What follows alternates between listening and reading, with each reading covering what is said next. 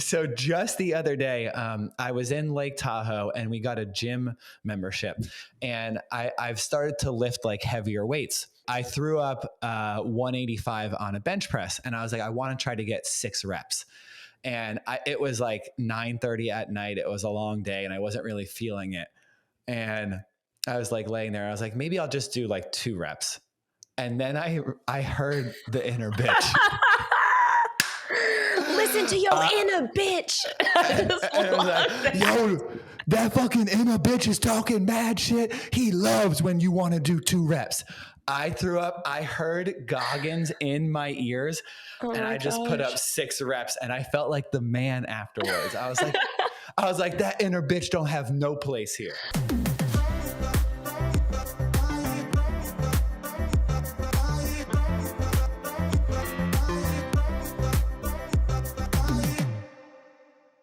I've been robbed of my high school summer. Not great. My last high school. Weird to think like you could have ended up with the person you dated in high school?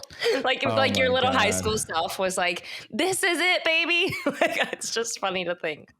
Well, I mean, how many times are you in a relationship and you think this is it? Every time. Literally just you. It is funny to think though, like you're like, my high school girlfriend, I did all this stuff for her. And then in retrospect, you never think back then, I will be a grown up and never speak to that person again. It's just so funky. Yeah, I think that if I do have kids, which is still kind of like up in the air, to be honest, but if I do have kids, I'm going to tell them like, listen, I know that you're in love with this person, dude, girl, whatever. But listen, you're going to probably hook up with a bunch of people. So you're probably never going to talk to them again. Before your mom, there was 1 or 2 before her mom, and we don't talk to them. Okay? You can't talk pre-mom with the kids until they're like 25. You can't. You have to pretend that you didn't even have a life or exist before you met their mom. Those are the rules. I think that those are the rules, but the coolest thing about like making your own human and like inventing your own squad from yourself is that you get to make your own rules. So those are rules that I'm not going to edit out. I mean, if I tell them about life pre-mom, do you think that's weird? I think it was really weird for me I'm speaking from personal experience, but I remember when my mom was like, I almost married a dentist this one time. And then she showed me a picture and my little kid brain is looking at this picture being like, this could have been my dad. Or like, this is my dad in an alternate universe. It's just weird to think. It's too much for the kid brain. Yeah. I was like, ah! And then 25-year-old me would completely receive that information and be polite about it. But little me was like, I can't. What does this even mean? Yeah, I think that you have to tread carefully if you're going to like show life pre-mom or pre-dad, because now this is not everyone and not me, but what if you have, this is a disclaimer. This is a disclaimer. But what if you're like shooting the shit with your kid, they're 7 and you're like, oh, you want to see before mom? And you show them like Jackie from college, and Jackie from college is like a smoke show. And the kid's like, whoa, is that person hotter than mom? So that's what you have to worry about that. You have to show if mom's a 9, you got to go 7 or below. You can't show. She's driving that kid to school. He just starts talking about Jackie. She's like, what? 7-year-old. She's like, I hate Jackie. Yeah. To her 7-year-old, she's like, fuck Jackie. Yeah. Yeah. Because for some relationships, there's those situations where you can't bring up the ex. You can't bring up the coworker. You can't bring up the friend of a friend. Those are sore subjects. And you have to tread carefully. Best to just not. Yeah. Just don't. Just pretend like you've never dated anyone. Come on. Oh my gosh. Yeah. The whole thing is weird. Listen, if I somehow know your future kids, you're not going to have to tell them the story because I'm blowing up your spot. Okay, I'm They gonna just sit in listen them to the like, podcast. They start from episode 1. They're like, damn, she is a hectic love life, this one. and be like, listen, your mom one time in 2003 went on a Valentine's Day date and the guy didn't go home for 4 days. Okay, that's your mom. 2003? 2003? I'm so- 7. I'm 7. My first boyfriend. It was Your first Valentine's boyfriend. Day, 2003. A week-long sleepover. I wonder if listening to my hectic love life is like slightly interesting and makes people feel like they know me, or if it's just like enough already, you know? No, people love the tea. Okay, the tea is invented for this. And whenever you spill the tea, people love it because most people just go through life kind of ordinary. Or they're just, I was watching this clip that David Goggins sent Joe Rogan on his birthday. And it's like this text message. Have you seen that? Oh, I think you sent it to me. It's incredible. So good. It's He's incredible. like, honestly, get the fuck out of bed. Seize the day, bitch. He's like yelling so aggressively at him He's yelling, to enjoy his day. The way that Rogan reads it is incredible. Just pull it up and we'll just I was just going to say, we can't like make this up. This is an incredible clip. So David Goggins is a retired Navy SEAL, motivational speaker, and he's just an overall badass dude. He's been on the Rogan show before, and he's very intense and he wants to like push you to your limits and he wants you to make the most out of your life. So I've heard him say this theory that most people in the world, they're just going through the world existing, which is actually like terrifying that you can just get into autopilot and you can go and you could just like coast and exist through the world and you're not really living, which is terrifying to me. But when you have the clip, we'll play it and then we'll see you on the other side. This day, 54 years ago, you took your first breath. With taking that first breath, it made you eligible to die. I hope you're not enjoying your day by sitting on the fucking couch with your feet up. Hopefully you're out there somewhere suffering, talking to that inner bitch. See, Joe, the inner bitch loves motherfuckers' birthdays. Why? I'm so jealous. Because it makes you an even bigger bitch. Because we feel it's our special fucking day. So we can just chill the fuck out. Most people wake up to just exist on this planet. So Joe, if you haven't gotten the fuck after it yet, maybe you should. 5 exclamation points. That's so good. Oh my God. The guy's a legend. So if you ever have the opportunity to listen to a David Goggins episode, I've heard him many times on Joe Rogan's podcast. He's so good.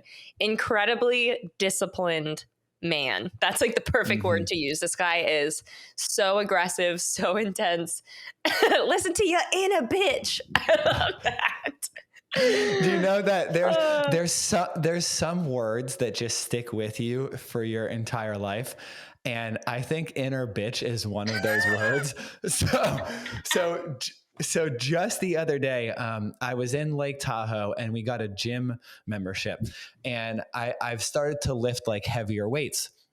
And this is after doing tonal for like a pretty long time. So I started doing heavier weights and I had my wife spotting me, which is not like awe-inspiring.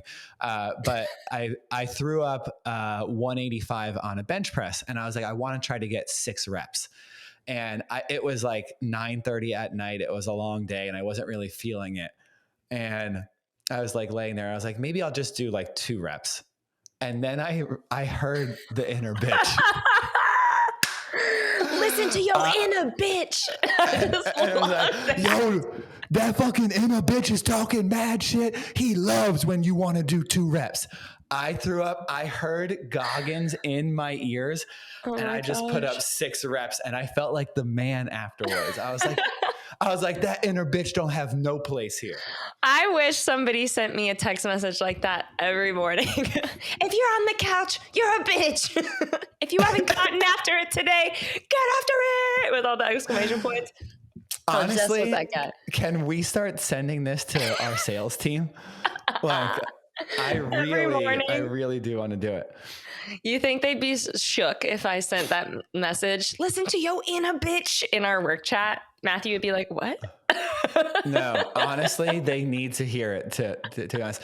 Can I read you a tweet that Chamath Palihapitiya put out? Yeah, And hit me. it's fantastic. And it's just really about business and startups. But I was going to send this to the team. I want to get your opinion. Should I send this or should I not send this? All right. I like this game. Silicon Valley is about gang warfare. It's one gang, aka the startup, versus everyone else for dominance. It's about extreme outcomes. While failure is celebrated, mediocrity is not. Silicon Valley requires complete commitment, and even then, the odds of success are minuscule.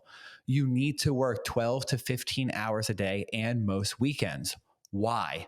Because in order to create a market or exploit an opportunity for a big outcome, you need to find the right solution. The right solution is not obvious. You find it by iterating through all the wrong solutions as quickly but methodically as possible. Every wrong solution increases your knowledge until you make it. This takes time and there's no way around it. Now, obviously, all of this changes once a startup finds success, but then so does the compensation and the upside. So don't move here if you don't want to work at a startup thinking you will make a fortune while also trying to find work-life balance. Have a Thursday night reservation at Lazy Bear and a well-rounded friend group to go on hikes with. Fortunes are made by grinders, not 9-to-5ers. Happy 4th of July. Go.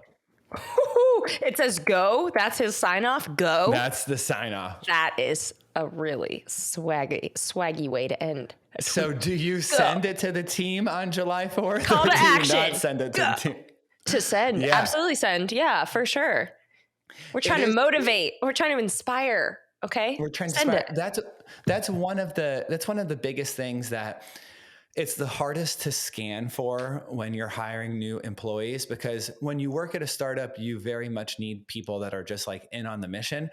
And it's tough because for the health and life of the startup, you need people that are going to just grind. But then there are a lot of people who are kind of anti-hustle culture and anti-like grinded out culture, and they just want that safe like 9-to-5 thing. And sometimes employees don't know, or employers weren't upfront with them of like, they want to promise work-life balance. And I think that most employers want to do that. But if you want to be a part of something like truly great, you have to put it in the work. Like I'm always reminded by this Kobe Bryant quote, like why he thinks that he's going to beat his opponent. And he's like, I wake up at 4 a.m. and I do my first shoot around. And then I take a break and I do my next shoot around. I think he says at like 6 or 8 o'clock. And then he goes from 12, 4, and 8. So he's like, so by the time that you woke up at 8 o'clock and had breakfast and you got into the gym, I already put up 1,000 shots. So when it's the fourth quarter, I'm going to beat you because I've already put in the work years and years ago. And I always think about Kobe talking about how it's just the number of reps and the amount of effort that you put in, and that's going to determine the outcome. And I think about him and Michael Jordan. I love this clip of Michael Jordan. He loses in the NBA finals, or I think he never lost in the finals. He lost in the playoffs. And he wanted to put on more weight because the Pistons were, like beating him up and throwing him around. So he talked with his trainer, and typically after like a long, grueling season, the guys take off, right? And Michael Jordan told his trainer, he's like, I'll see you in the gym tomorrow morning. And that's what it takes to be Michael Jordan, right? Like when everyone else took off, Michael Jordan was like, I'll see you at work, bitch. He was talking, he was talking to that inner bitch. Michael Jordan and the inner bitch, he just spent like decades of his life just destroying his inner bitch. It is true though. If you want to make it, like you have to be you have to be that. I was reading an article about Apple's CEO, Tim Cook, and he starts emailing people at 4:30 in the morning every morning. He's a beast. He's a beast. Yeah. He's like first in the office, last to leave, holds staff meetings on Sunday night. So Monday's like fully baked and prepared.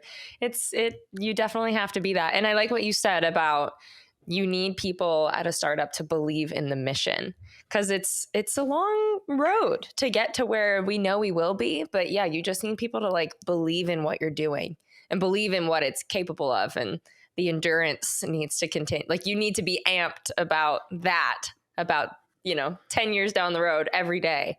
It's hard to beat that into people. Probably shouldn't say that. We do not beat anyone teach at people that. I'm outing us on the pod. No, I'm just kidding. Right. But you can't really like teach that. People either need to like join, believe it, and like want to be here, or else. It's just, it's hard to convince people to be inspired if they're not already. It's very hard to like scan that out in a person too, of the person who wants the like work-life balance, and they want like a nice cushy job that they check out of. And it's like those jobs are out there. And if you want that and you need that for your stage in life, it's like, just go and do it. Like you can find it. But there's some jobs, like being an elite professional athlete, you can't just be like, oh, I'm just going to put in the work the same as everyone else. Like all of the best people, they just put in more. Like Tiger Woods, he's just hit more golf balls than everyone else. Right. Yeah. And he would just grind more. And everyone that achieves greatness, the common thing that holds them together is that their work ethic was insane. So if you don't have and you don't have to want to be great. Not everyone wants to be great at everything that they do. But if you want to have like a chip and it's kind of weird trophy on your shelf, it's kind of weird to like want to do something great or be like, you know what, I want to be the very best at this. No, I'm saying the opposite is weird. I think it's weird to be like, I can just be completely average at my job forever. Like it's weird for me to think like I don't really care about work-life balance at the current moment. You're so lucky. I don't want any work-life balance. But it's weird that people would not really mind being like okay at their job. I don't know. Well, it's like how David Goggins said. People He's say like, most people are just exist.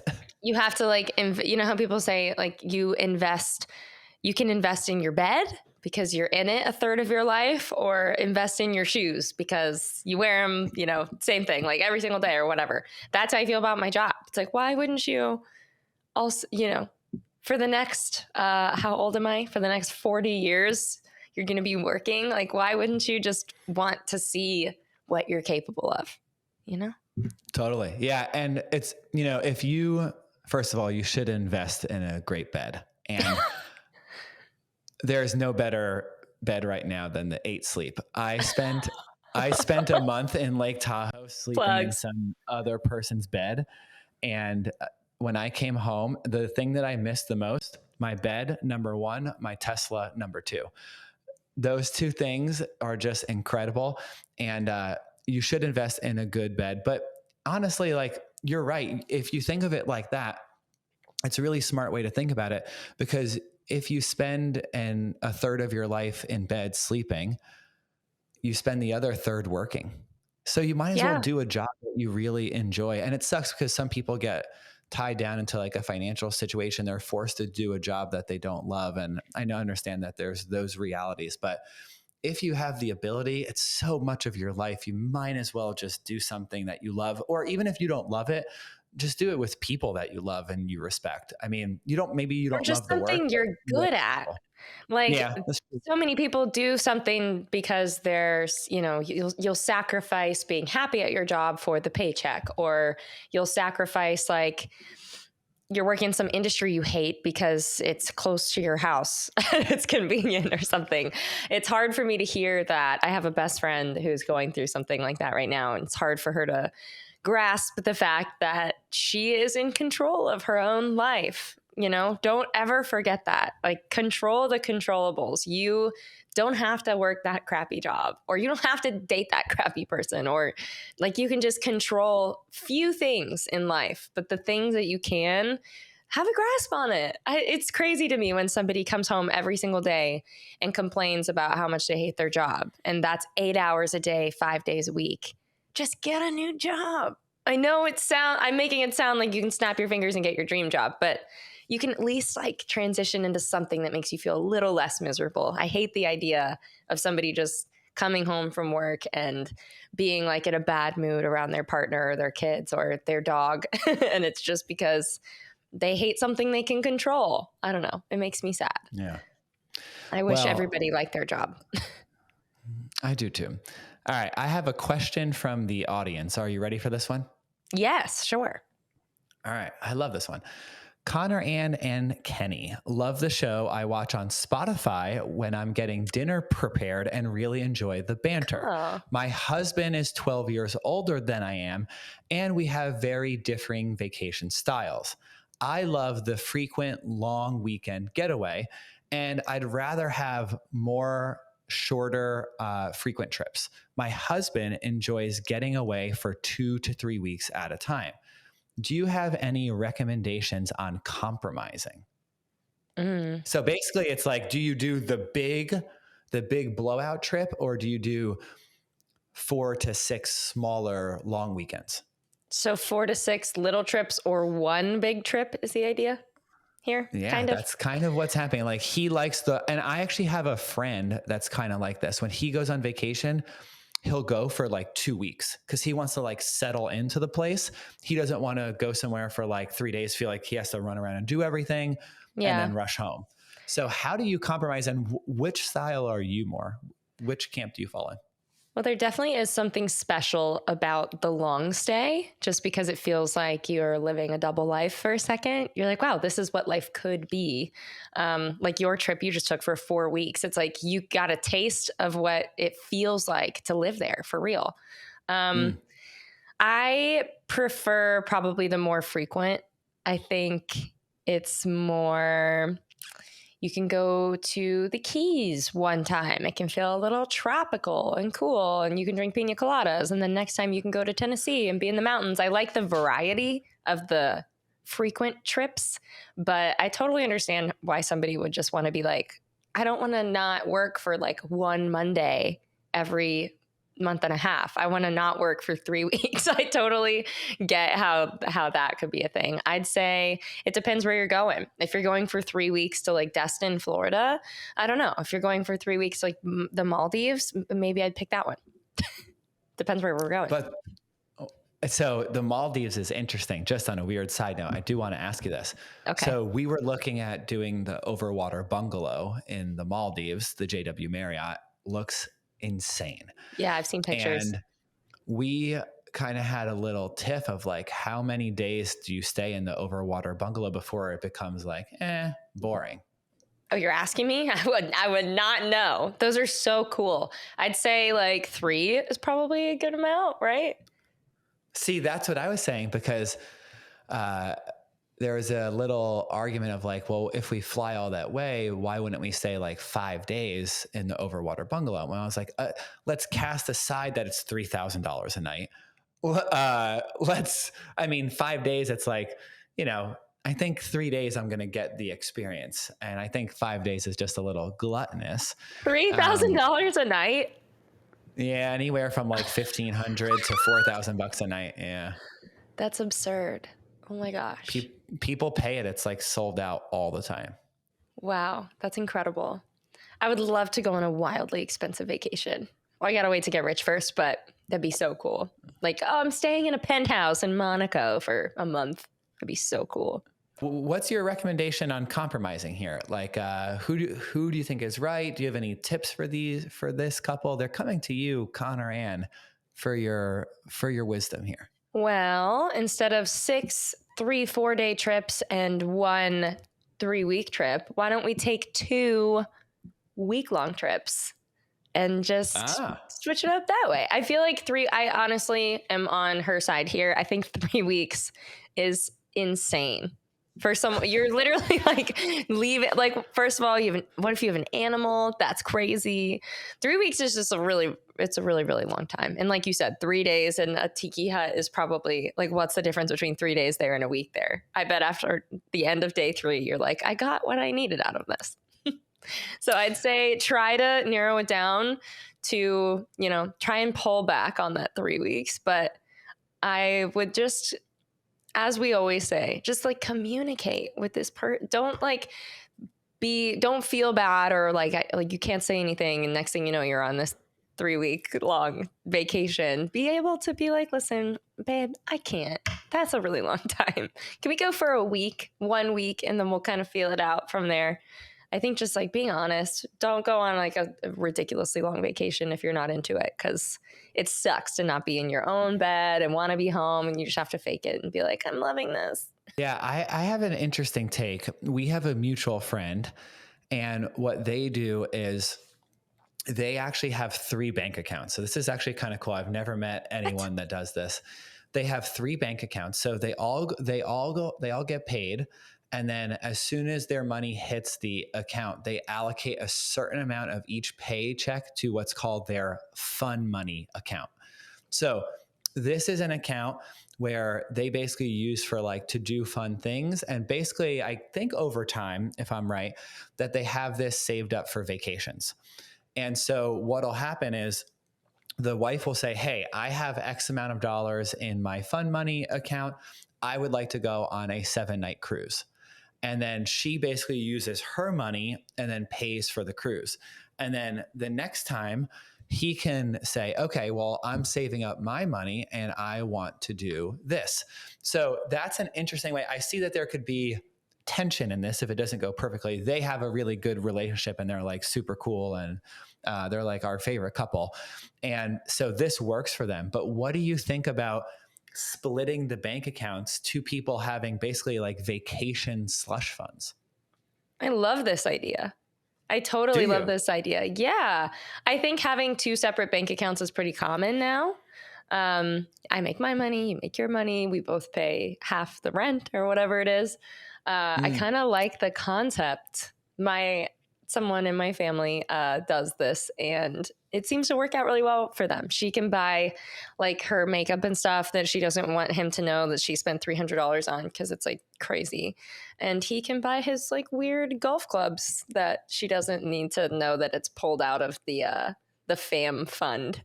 This is our rent fund, and you just spent $300 on a golf club, on a new putter. I hate this. I like the idea. I like the idea of having, and you look at it, right? You look at that fun money and you're like, okay, maybe we can like go somewhere cooler than we thought. I like the idea of it feeling like, I'm sure every time they look at it, it's like, should we go to a concert? Should we go to this? It's dedicating time and money, of course, but it's dedicating time by looking at that account to your relationship. It's like, this is forced fun. We're going to have fun with this. I like that. So I have a question. So the future Mr. Waterman, are you guys doing joint bank accounts? Hysterical. He takes my name. Oh, he's definitely taking your name. That'd be trust awesome. Me. So the future Mr. Waterman, are you guys doing joint bank accounts or separate bank accounts? I hope we both just like have great jobs and love our jobs and make good money, and we can just like mush it all into one thing. I'm a little tradish like that. Like me, dinero is to dinero as well, and vice versa, of course. I like that. Yeah. We do the single bank account thing, and it's I always feel so odd about when or sometimes I think it's like you're married, everything else is together. Why wouldn't you just pool your money together? Like, what is this weird accounting that you're trying to do? But some people like for, slush funds or play money, it's a good way to budget, I guess. But I guess if you make enough money to meet all your needs, where like budgeting week to week or day to day is not a thing, it would be weird to have 2 separate accounts. But it feels a little sneaky on the surface. Like thinking about it, it's like, what are you trying to like hide something you're buying from this person? But like I said, my my family does that and it works perfectly. And they never consider doing it the other way, which is more seemingly common. I think I don't care if you know what I'm spending my money on, I guess, as long as it's that, as long as like you don't mind that I spent, $500 on X and you're not going to give me a hard time about it, then I would probably split my accounts. If you're roasting me for my purchases, maybe we'll have to get separate bank accounts. But I think 99% of purchases when it's a team effort.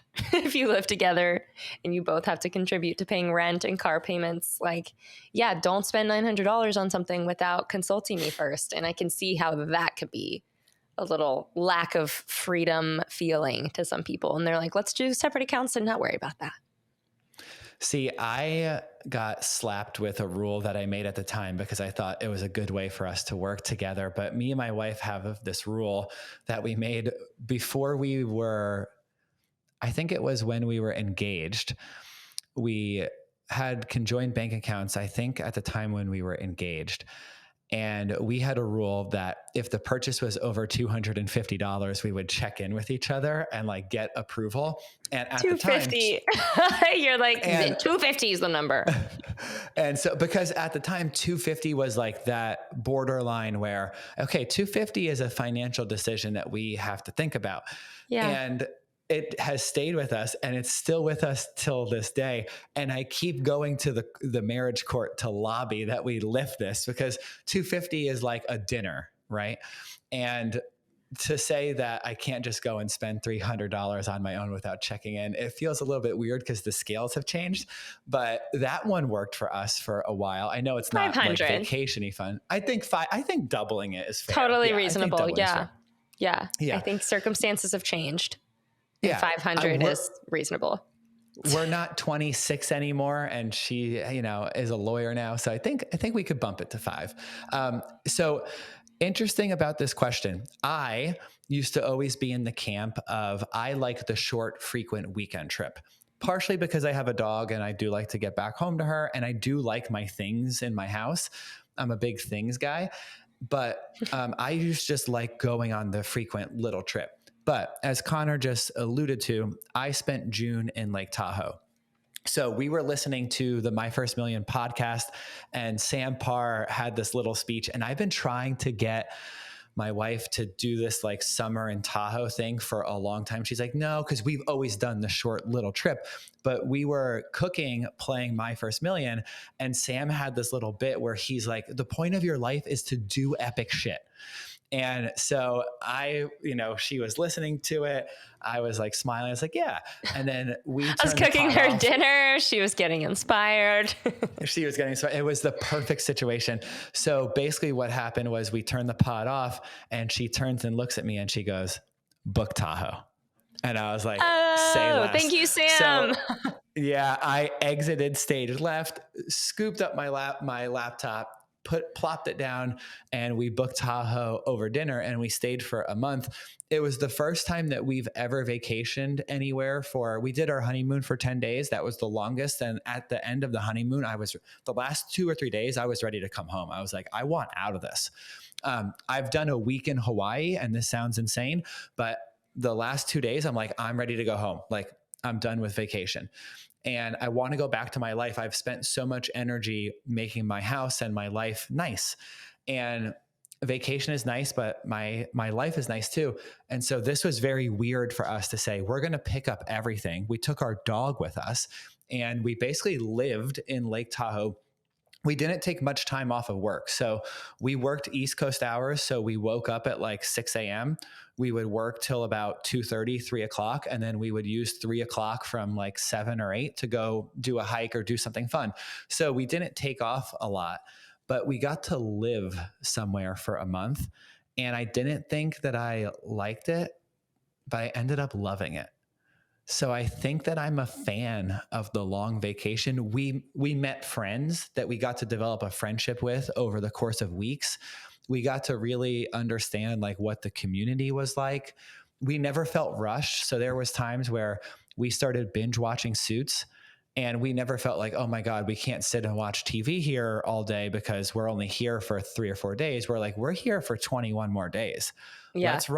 Let's run episode 6 in a row of Suits. Like, I want to see Meghan Markle. I want to see Donna, Harvey. Show me them all. Let's run another episode. I want to see Donna. Donna's, she's good. Yeah, she is. Yeah, I feel like everyone deserves a little time away from real life. So if you have the opportunity to take, like Kenny did, like a little pseudo break from real life and try and figure out how other people live and see, what if you prefer it? What if you hop over somewhere for 2-3 weeks, stay in a nice Airbnb and realize this is the life I want to live. And next thing you know, you're moving to Tahoe. I think you will never know those things about yourself unless you do that kind of stuff. So I'd say my advice would be either, why don't you take him up on it and do that 3-week trip and then just go somewhere that you chose for 3 weeks. Maybe the hard part is that it's a really long time and somewhere that they have to compromise on and she doesn't want to be. Maybe try and go somewhere you've always thought, maybe I could live here, and just live it. Go to the grocery store multiple times. All that stuff makes you feel like you really understand somewhere, I think. Yeah, I think another way that you can approach this too is to think of your relationship in a longer arc. So often in relationships, people will be so concerned with what's 6 inches in front of their face that they're not thinking of I have to be with this person for 10 years. So if you stretch it, or 10 years, 20, 30, right? But if you stretch the arc out for 10 years, you can also look at this situation and say hey, this year, let's do the long vacation. Next year, let's do 6 small ones. And then you can just swap back and forth. I think that's a good compromise too.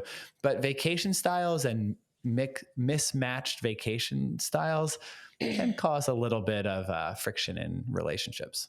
There's a lot of people out there that say, this is my life. I have work. I have to do this. I have this on this day. I can't miss my book club. I can't go on a trip for 3 weeks. I have book club.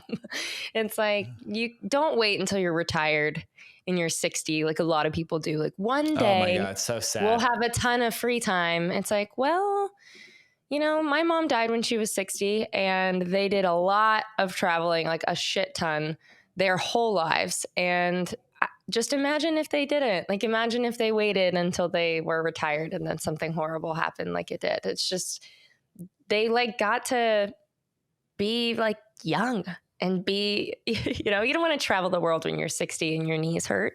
Travel now and take advantage of your own life. And for me, I'm so grateful that I get to travel and do all this stuff when I don't have kids and I don't have a house. I pay rent here and I pay people to take care of my animals and I'm out of here. It's just, that's what life is all about. Being able to take advantage of, you work really hard. So go play hard, go see something you've always wanted to see. I'm so not here for the people that believe they have to wait until, they don't have a job anymore, or their kids are out of college or whatever. It's God, you just never know what's coming around the corner. Just do it. Yeah. That's a perfect place to wrap up the pod. Just live an epic life. Do the thing. Don't listen to your inner bitch. Okay. You got to confront that inner bitch and just knock it out of the park. Don't listen to your inner bitch. I love that so much. Shout out to David Goggins. We love you here. Can we get him on the pod? Can we get him on the pod? I'm going to make t-shirts. Our first Travel Nerds merch just says, don't listen to yo inner bitch on the back of a crew neck sweatshirt. The front is classy and the back is, don't listen to that inner bitch. You're so good at it. Oh, thanks for listening, you guys. Bottom line, I honestly forgot what we talked about 30 minutes ago. But bottom line, just live your life. Do whatever you want. There's not a ton of time you have here to just be able to seize it. So do it. And do epic stuff. Do epic you should. If you have anything you want us to talk about, at Travel Nerds Pod, hello@travelnerds.co.